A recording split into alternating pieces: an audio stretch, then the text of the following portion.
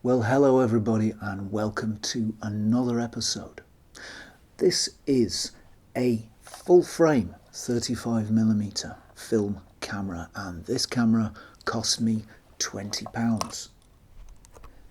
This is a full frame digital camera, and this camera cost me £175. This is the Canon 5D Mark I, and it's currently the cheapest full frame digital camera in the world, and today we're going to have a look at it. So you may or may not know what full frame means, and I'll quickly explain. Here's a piece of 35mm film that's already been exposed, and you can see the frames on there. Let's have a closer look. So there's our film with exposed frames, and the term full frame simply means the size of this frame on a piece of 35mm film, which is 24mm top to bottom and 36mm wide. So that's where it comes from. It's just a convention from those early camera designers who did use movie film, which usually runs top to bottom, turned it sideways and used it in their cameras. Interestingly, the size of the frame that is projected onto a movie camera piece of film is necessarily smaller than the still camera size, and in fact that size, the movie camera frame size, is the same size as an APS-C camera. So if you've got an APS-C camera like this Fuji X-T10 here, that's the size of frame that you're using, the 35mm movie frame. Just a little piece of info that might help to enlighten things. Now, so there's really no real reason why the full frame size 24 by 36mm is any better than any other sensor size. There's nothing inherently better about it. But what it does mean is that if you shoot vintage lenses, as I do, then those lenses will behave exactly as they were designed to behave. The field of view won't change. There's no crop factor. There's no effective change in minimum focus distance. The lenses render as they were designed to render. You can see all of the character of the lens. My cat's attacking my sofa. Zuiki, stop it.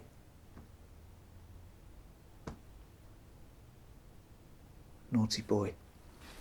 Yes, so the whole character of the lens is preserved, and that's why shooting vintage lenses, as I do, full frame really is a great way to go, because you get all the character of those lenses just as they were designed to give.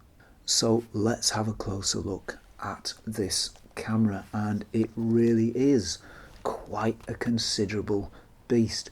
This camera was released in, I think, 2005, and at that time it was quite an expensive thing. This was the camera to have at that time. It cost $3,000. It's a pro level camera, and it was used by professional photographers for things like advertising shoots, fashion shoots, landscape, architecture.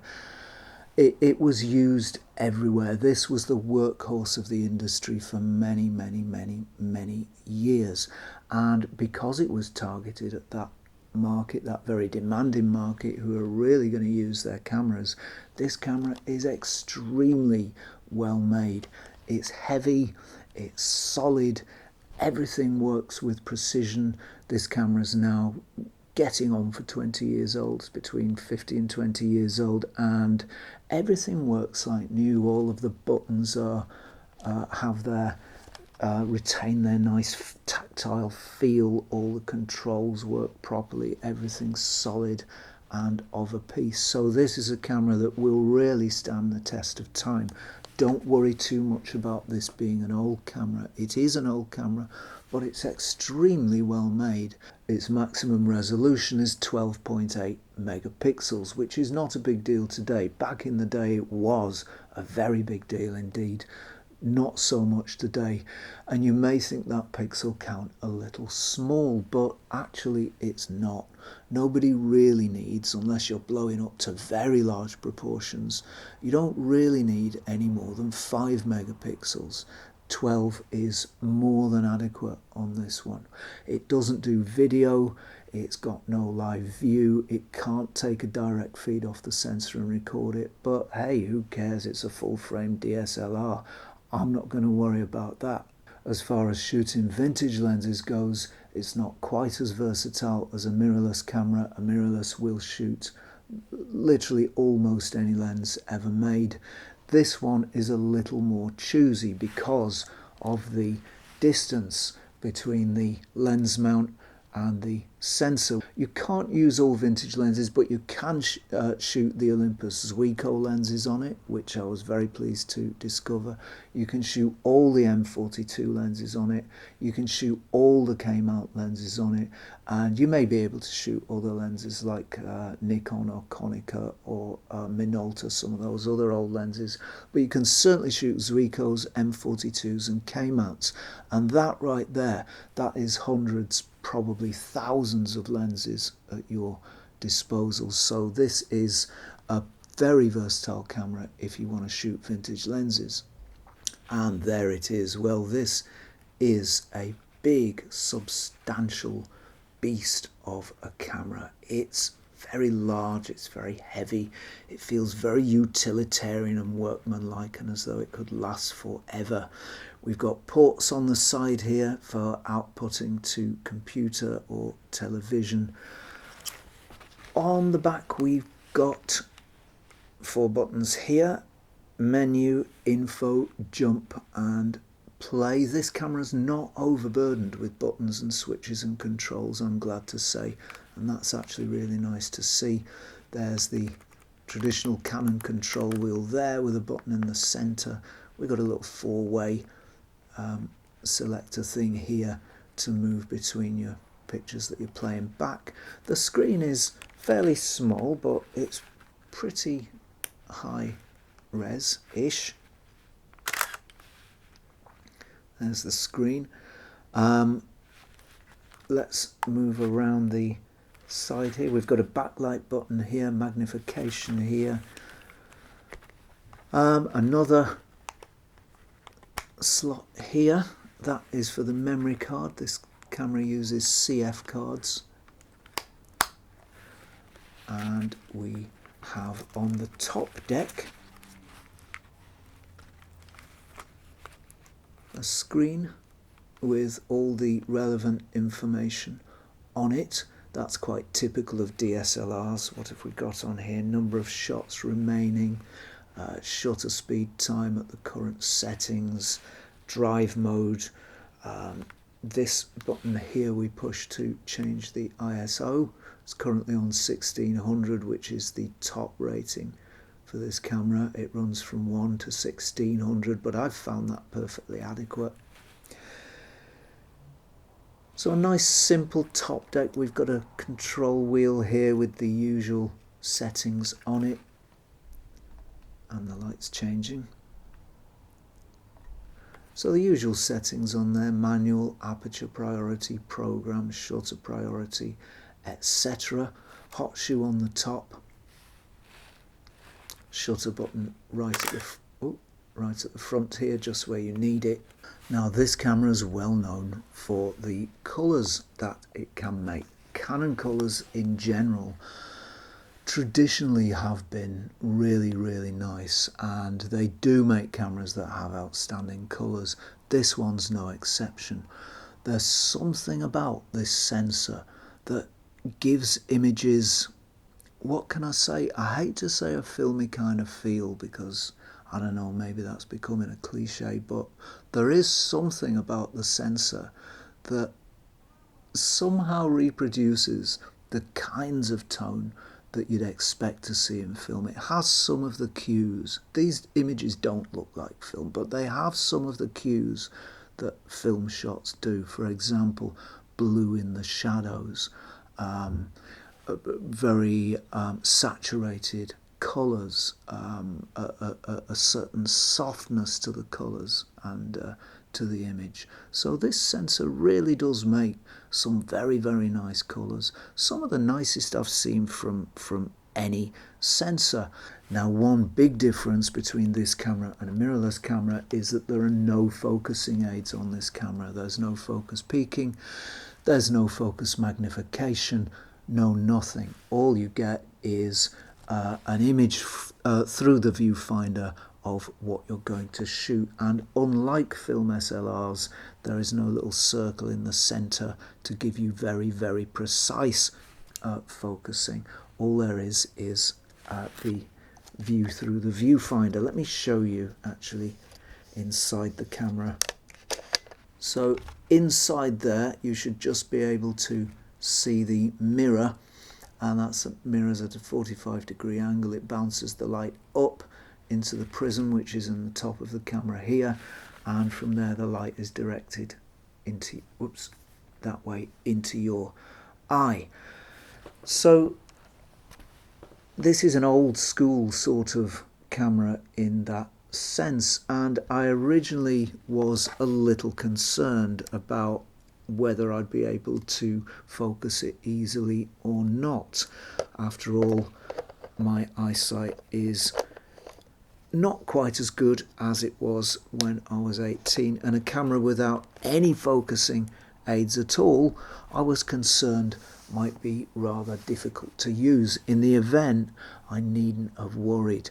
This camera is very easy to focus. The optics are so nice that you get a very, very clear view through the viewfinder. It's very, very sharp, very, very nice image, and it's such a good image that even though the viewfinder's fairly small, even I found that I could achieve critical focus just purely visually, just looking through the optics of the viewfinder. So I don't think there's any barrier at all to using vintage lenses on this camera. One thing that's very different with this camera as compared to a mirrorless camera is the size of the adapters. Here's a typical mirrorless adapter. You can see it's quite a bit bigger than this, which is the adapter to connect Zuiko lenses onto the Canon here. Very much smaller. Let's have a closer look. And there you can see close up the difference between them. They're exactly the same kind of thing. Piece of metal with the relevant mounts at either end, but very, very much smaller in the case of the Canon. This camera uses a CF card, which is generally considered to be the choice of professionals and professional cameras. Push this little button here to take it out, and that will just push it out a little way, and you can then pull out the card. There's a CF card, quite a small capacity this one. You can see it's much bigger than an SD card. The contacts inside are pin contacts, and there can be faults there. This one's fine, but do be careful when you're putting your cards into your camera. As usual, they'll only go one way round, and do be very careful when you're putting them in, because if you align them wrongly, you can very easily bend those pins inside the camera, which can be repaired, but it's a whole load of bother. I've said before, I think there are far too many menu options on modern cameras, and there's a case for simplification. Well, this camera is quite pleasing in that respect.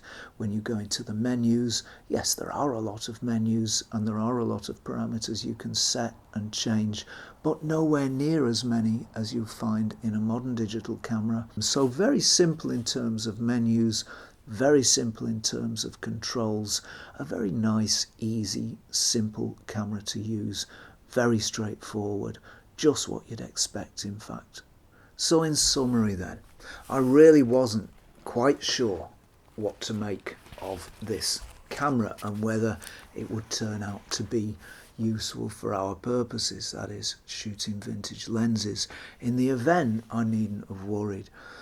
It's really nice to shoot vintage lenses on. It shoots a whole load of lenses. It can't shoot quite as many as a mirrorless can, but it shoots a whole load of lenses that will give your images some real character, some real charm, and reproduce some of that look from the film days. It's got a beautiful sensor. The colours are absolutely delightful, straight out of camera.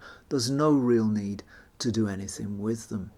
It's large and it's bulky, and it is a lot larger than most mirrorless cameras. But, you know, on the upside, the reason for that size is the quality of its manufacture. It's just incredibly well built. This camera, I shouldn't be surprised, will still be working many, many years from now, and there's certainly enough life left in the ones that are around at the moment to get one and enjoy one for a number of years. Maybe the best thing about this camera is the price. This is a full frame digital camera. They are now in the sub £200 category. That's quite astonishing. Full frame gives you the ability to shoot vintage lenses, and everything stays the same. The field of view stays the same. The apparent minimum focus distance stays the same. The marked focal length of the lenses stays the same. And the behaviour of those lenses and the character stays the same. The image comes through as it was designed. So really, if there's a better bargain in the world of photography, either film or digital right now, I would like to see it. This camera, I would suggest, is the best value digital SLR you can buy today, and I don't think there's any way around that. Is it worth 200 quid? Yeah, you bet it is. So that is it from me for now. Thank you for joining me for another episode.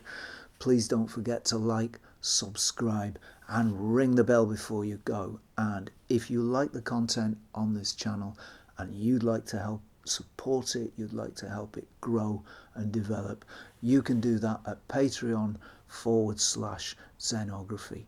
As ever, thank you very much for watching, and I will see you next time for some more Zenography.